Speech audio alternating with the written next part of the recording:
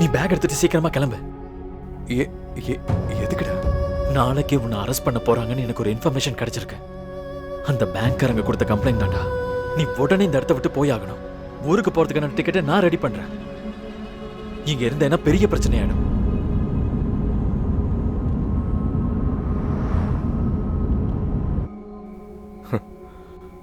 அதுக்கப்புறம் தான் என்னோட அந்த காதல் வாழ்க்கைய ஆரம்பமாச்சு. நீங்க சொன்னீங்கல்ல, ஆனந்தம் மட்டுமே நிறைஞ்ச காதல் வாழ்க்கை.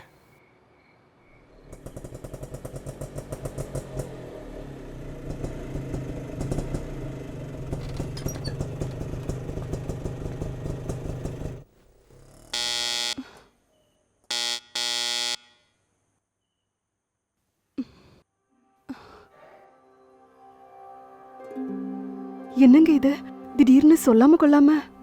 திடீர்னு வர வேண்டியதாச்சு.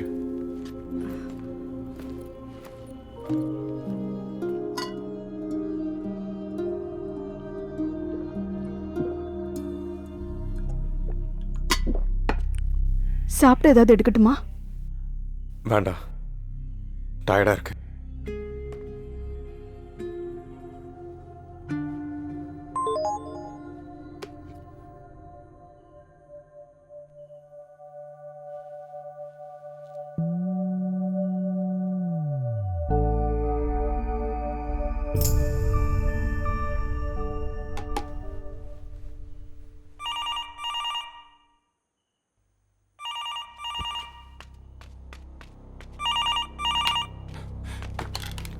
ஹலோ இசீன், ஹம்துல்லா, மாலிஸ் உதேர், ஐவா.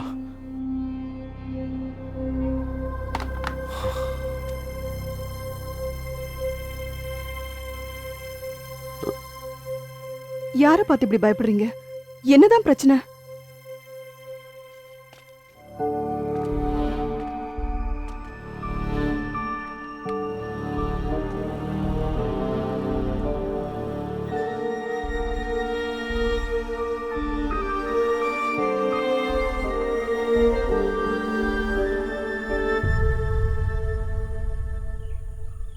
ஆமா, நம்ம ஊர்ல உங்க சேனல் வராதா? வரோம், ஆனா கொஞ்சம் செலவு பண்ணணும். முதல்ல அங்க கொஞ்சம் ஹிட் ஆகட்டும், அதுக்கப்புறம் பாத்துக்கலாம். ஏண்டி பார்வதி, என்ன? அப்பா வந்த உடனே எங்களை மறந்துட்ட. இங்க வா, ஒரு விஷயம் சொல்றேன். விளையாட போறேன். வா. ஏய் வா, அங்கிள் கூப்பிடுறாரு.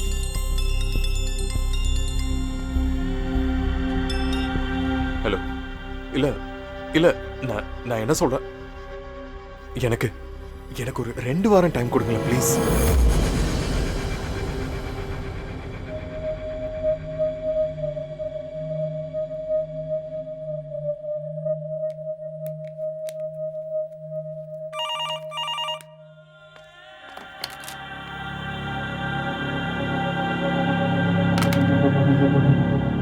நாங்க வெயிட் பண்றோம். அவர் வந்து பார்த்ததுக்கு அப்புறம் தான் நாங்க இங்க இருந்து போவோம். டே, உள்ளெல்லாம் போவேன், நான் இங்கேயே உட்கார்றா. இதுக்கு மேல தர என்கிட்ட எதுவும் இல்ல. பணத்துக்காக இந்த வீட்டுக்கு யாரும் வரக்கூடாது.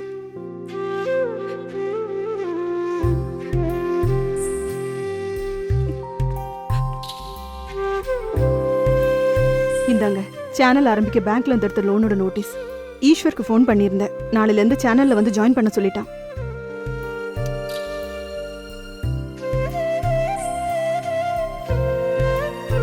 சாப்பிடுமா?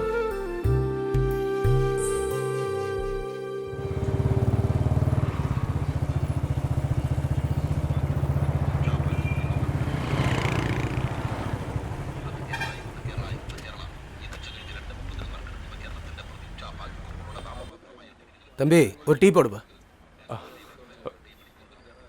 டேய், கொஞ்ச நாளைக்கு நீ அந்த வீட்டில் இருக்க வேண்டாம்.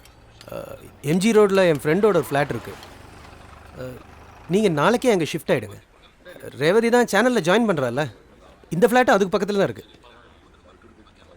இந்த பொருளாதார வீழ்ச்சியால் பாதிக்கப்பட்டது இந்த உலகத்தில் நீ மட்டும் இல்லை. நீ தைரியமா இருடா, எந்த பிரச்சனையாக இருந்தாலும் பார்த்துக்கலாம். நாளைக்கே நீ அந்த ஃப்ளாட்டுக்கு போயிடு, புரியுதா? ஸ்டெர்லைட் ஆலைக்கான போராட்டம் தீவிரமடைந்தது. செய்திகள் விரிவாக. எகிப்தில் நடந்த தீவிரவாத தாக்குதலில் 60 அப்பாவி மக்கள் கொல்லப்பட்டனர். இதில் பெண்களும் அப்பா, குழந்தைகளும் அது தான் அம்மா அதிகமாக பாருங்களேன். உள்ளனர் என்று அரசாங்கம் தெரிவித்துள்ளது. இந்த சரி, தாக்குதலுக்கு நீ பால் பல எடுத்து குடி. நாடுகள் கண்டனம் தெரிவித்துள்ளது. இந்த கொடூர தாக்குதலுக்கு தக்க பதிலடி வா, வா, கொடுக்கப்படும் வா, வா. என்று வாடா, எகிப்திய என் தங்க பிரதமர் குட்டி. கூறியுள்ளார். வா. அங்கு நடந்த துப்பாக்கிச் சூட்டில் 22 உனக்கு- தீவிரவாதிகள் கொல்லப்பட்டனர். இந்த தாக்குதலுக்கு அமெரிக்க பிரதமர் ஹலோ, பணத்தை வாங்கிட்டு எஸ்கேப் ஆனா விட்டுருவேன்னு நினைச்சேடா பரதேசி. சேனல்ல போய் உன் பொண்டாட்டியை தூக்கட்டுமா பாக்குறியா? அது வந்து சந்தானம், நான் இன்னும் ஒரு சான்ஸ் தரேன். என் பணம் என்கிட்ட வரல, நான் என்ன பண்ணுவேன் ஏது பண்ணுவேன்னு எனக்கே தெரியாது. புரியுதா?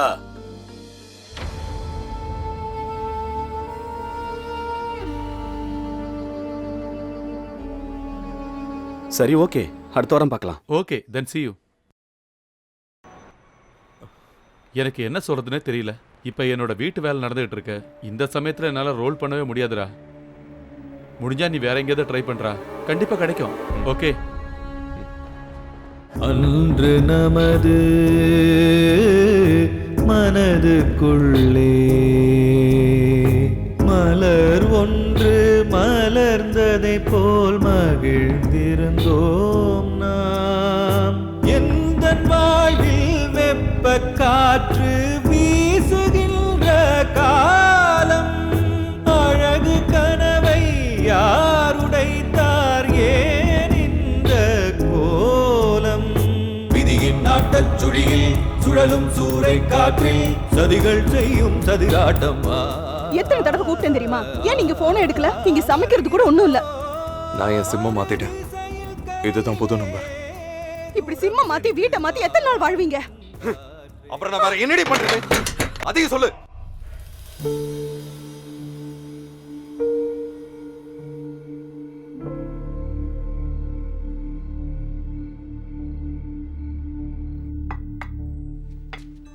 இதுல என்ன மட்டும் குத்தம் சொல்லி என்ன ஆக போகுது? எல்லா நேரம் என் விதி. அந்த ஒரு பேங்க்காரங்க இந்த அளவுக்கு பிரச்சனை பண்ணல. ஒரு தடவை நெகோஷியேட் பண்ணா கொஞ்சம் டைம் கொடுப்பாங்க, பணத்தை கொஞ்சம் கொஞ்சமா கட்டிக்கலாம். ஆனா இங்க இருக்கிற வட்டிக்காரங்க தான், அவனுங்க பிரச்சனையை முடிச்சுட்டா கொஞ்சம் நிம்மதியா இருந்து அடுத்த வேலையை பார்க்கலாம்.